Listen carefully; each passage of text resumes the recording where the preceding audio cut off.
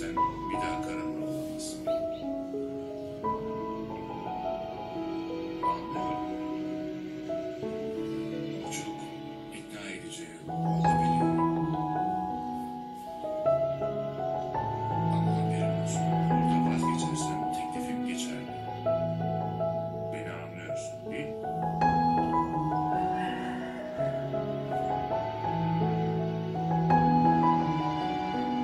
Sana bir şey vereceğim.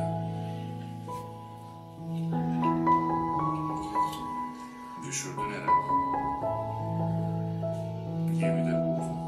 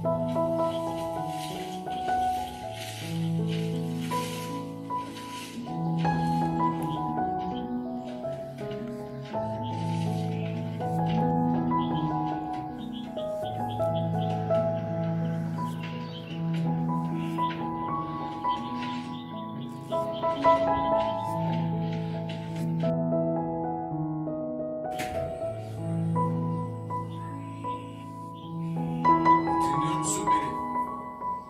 Fikrimi değiştirdim.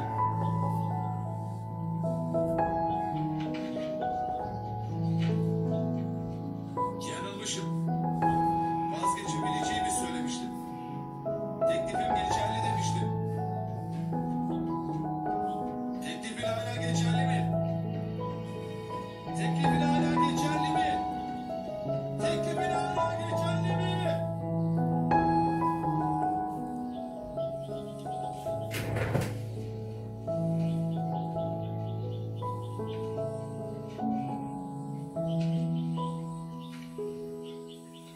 Ne teklifi dostum?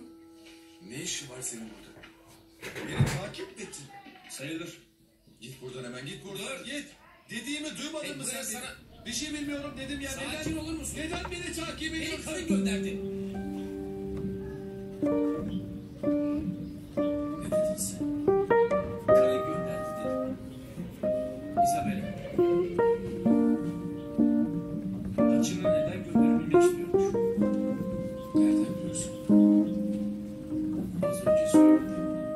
Az önce söyledim. Isabella onu kazıp çıkardığını görmüş. Yanında duruyor.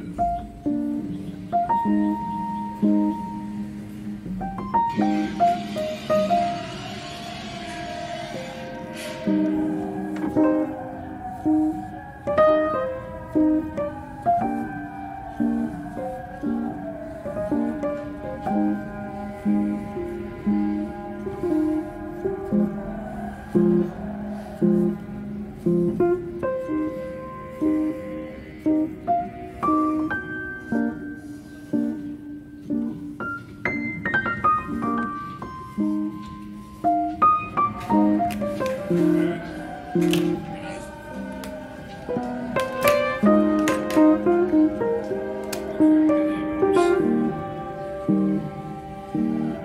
geçerli.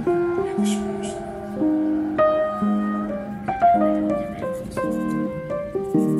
Özür mü bekliyoruz yoksa? Neden yaptıklarını bilmiyorum. Çünkü gitmek istiyorum. Bırak gideyim canım.